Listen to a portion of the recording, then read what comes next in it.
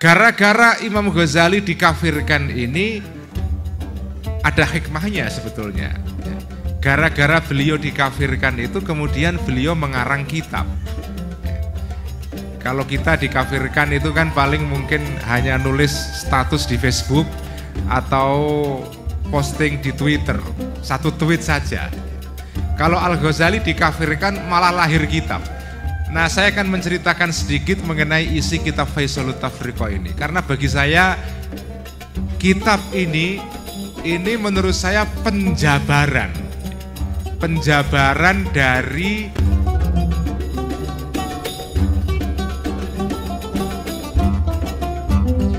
kafirin juga. Nah, yang terkena gejala seperti ini, ya, gejala dikafirkan dan dimurtadkan itu tidak kurang-kurang dari seorang imam besar dalam sejarah Islam yang namanya adalah Imam Ghazali. Imam Ghazali yang hidup pada abad ke-11, 10-11 Masehi di kota Baghdad, ya, itu pernah dikafirkan oleh orang lain. Bayangkan orang sebesar Al-Ghazali saja dikafirkan. Nah, gara-gara Imam Ghazali dikafirkan ini ada hikmahnya sebetulnya. Gara-gara beliau dikafirkan itu kemudian beliau mengarang kitab. Kalau kita dikafirkan itu kan paling mungkin hanya nulis status di Facebook atau posting di Twitter, satu tweet saja. Kalau Al-Ghazali dikafirkan malah lahir kitab. Lahirlah kitab, judulnya adalah Faisalut Tafriqah Bainal Islami Wazzandaqah. Ini kitab pendek, risalah, ditulis oleh Al-Ghazali gara-gara beliau dikafirkan oleh orang lain. Nah, ini kitab, saya menganggap ini kitab yang penting sekali karena saya menyebut ini adalah kitab toleransi. Kitab yang mengajarkan agar umat Islam itu tidak saling menyesatkan, mengkafirkan, memurtadkan sesama orang muslim. Karena kalau jenengan itu suka mengkafirkan orang lain, ya, itu nanti yang terjadi adalah sampean akan menjadi munafirin, menjadi orang yang membuat orang Islam lari dari Islam. Nah, saya ingin menceritakan isi dari kitab Faisalut Tafriqah ini. Ini kitab sebetulnya Kang Khairus Salim saya baca, ya, setiap hari Selasa malam Rabu, ya, ngaji online. Saya ngaji setiap minggu 2 kali, malam Rabu ngaji kitab Faisalut Tafriqah, malam Jumat ngaji kitab Ihya. Dari jam 8 sampai jam 9 bisa diikuti di YouTube atau di akun Facebook saya. Atau di space lewat Twitter juga bisa. Nah, saya akan menceritakan sedikit mengenai isi kitab Faisalut Tafriqah ini. Karena bagi saya kitab ini menurut saya penjabaran dari ajaran Kanjeng Nabi yang mencegah supaya kita ini tidak terjatuh menjadi munafirin itu. Jadi para hadirin dan hadirat semua, sebelum saya menceritakan kitab ini, saya ingin memberikan muqaddimah sedikit. Kanjeng Nabi itu, saya menggambarkan Islam itu seperti pohon. Nah, Kanjeng Nabi itu seperti benih. Anda lihat benih, ya. Benih misalnya benih pohon mangga. Pohon mangga itu ketika sudah jadi pohon mangga yang sudah selesai, artinya sudah menjadi pohon mangga yang besar. Itu gede sekali pohonnya. Ada pohonnya, ada cabang-cabangnya, ada daunnya, ada buahnya. Tetapi kalau Anda lihat pohon mangga yang besar itu, sebetulnya asal usulnya itu adalah benih yang kecil. Dan itu bagi saya suatu keajaiban, ya. kok benih yang kecil, benih mangga itu dalam bahasa Jawa itu disebut dengan pelok ya. Tahu kan pelok kan? Itu namanya apa namanya? Benih buah mangga. Pelok itu kan kecil. Pelok itu kecil tetapi begitu sudah tumbuh jadi pohon itu gede sekali. Lebih menakjubkan lagi adalah alam raya ini. Kalau menurut teori astronomi modern, ya, alam raya itu kan lahir kira-kira 13,4 miliar tahun yang lalu, kalau tidak salah. Hitungan sekarang itu 13,4 atau 13,7 ya. 13,7 miliar tahun yang lalu.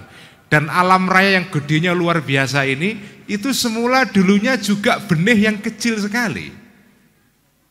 Yang disebut dengan singularitas itu kayak benih kecil yang meledak dalam suatu momen yang disebut dengan Big Bang itu. Dan setelah dia meledak, kemudian jadi alam raya yang isinya miliaran galaksi dan jutaan galaksi, miliaran sistem matahari dan seterusnya. Nah, itu sama juga dengan pohon-pohonan yang kita lihat di sekitar kita ini. Dulunya adalah benih yang kecil sekali. Nah, agama Islam itu seperti itu. Benih yang kecil itu, di dalam benih itu sudah terkandung seluruh potensi pohon yang bersangkutan. Jadi kalau dia tumbuh di dalam medium yang tepat, tanahnya bagus, kemudian mendapatkan nutrisi yang bagus, dia akan menjadi pohon yang gede sekali. Pohon rambutan, pohon durian, apapun, semua pohon-pohon itu semula berasal dari benih yang kecil yang di dalamnya itu sudah terkandung seluruh program ya, yang akan nanti belakangan menjadi pohon yang besar seperti itu. Nah, Islam itu kira-kira begitu. Islam pada fase Kanjeng Nabi itu fase benih. Benih itu memang kalau Anda lihat benih itu tidak ada pohonnya, tidak ada daunnya, tidak ada rantingnya, tidak ada buahnya. Tetapi di dalam pohon itu sudah terkandung ranting, pohon, daun, buah, bunga dan seterusnya. Nah, Islam pada zaman Kanjeng Nabi itu kira-kira Islam yang berupa benih itu. Kanjeng Nabi itu sudah menerangkan seluruh pokok-pokok ajaran Islam dengan sempurna. Tetapi menjadi pohon Islam itu belakangan. Nah, pohonnya Islam itu apa? Pohonnya Islam itu antara lain adalah tumbuhnya para ulama-ulama yang lahir belakangan. Jadi Al-Ghazali, nah ini kembali kepada kitab Faisalut Tafriqah, Al-Ghazali itu adalah hasil dari benih yang ditanam oleh Kanjeng Nabi. Pada zaman Kanjeng Nabi tidak ada Imam Syafi'i, tidak ada Al-Ghazali, tidak ada Imam Al-Haramain, tidak ada Imam Ibnu Rushd, tidak ada Imam Al-Baqillani, Ar-Razi dan seterusnya. Belum ada semua. Abu Hanifah juga belum ada. Tetapi Abu Hanifah, Al-Ghazali, Asy-Syafi'i itu sudah dikandung di dalam benihnya Kanjeng Nabi itu. Dia hanya butuh waktu sampai sekian lama baru tumbuh jadi pohon besar itu. Termasuk kiai-kiai kita sekarang itu ya sebetulnya sudah ada pada zaman Kanjeng Nabi. Mbah Hasyim Asy'ari, Kiai Wahab, Kiai Sahal Mahfuz ya. Itu sebetulnya ya zaman Kanjeng Nabi belum ada, tapi itu sudah dikandung dalam benih Islam yang ditanam pada zaman Kanjeng Nabi. Nah, Al-Ghazali itu salah satu hasil yang mengagumkan dari benih Islam yang ditanam Kanjeng Nabi ini. Nah, Al-Ghazali menulis kitab, judulnya tadi itu Faisalut Tafriqah Bainal Islami wa Zandaqah ya. Nah, saya menganggap kitab ini itu kitab yang merupakan syarah atau penjelasan kepada hadis tadi itu, inna minkum munafirina itu. Kalian itu di antara kalian ada orang-orang yang suka membuat Islam ini sulit, membuat Islam ini jadi susah sehingga orang tidak mau lagi Islam. Nah, kitab ini itu kitab yang menjelaskan itu. Nah, sekarang saya mau menceritakan kitab ini ya. Kalau mau lengkap, edisi lengkapnya silahkan mengikuti pengajian saya setiap malam Rabu. Ya. Faisalut Tafriqah, monggo silahkan jam 8 sampai jam 9 malam, syaratnya satu saja, punya kuota. Jadi sekarang ngaji sekarang itu gampang, pokoknya punya kuota bisa ngaji. Ya. Nah, kitab ini secara ringkas itu isinya begini. Al-Ghazali mendefinisikan iman dan kafir itu sederhana. Iman, jadi kan Imam Ghazali kan dituduh dia itu kafir. Nah, cuma orang yang menuduh kafir itu kalau jenengan tanya, definisi kafir itu apa? Itu belum tentu tahu dia. Nah, di dalam kitab ini Al-Ghazali mendudukkan persoalan secara proporsional.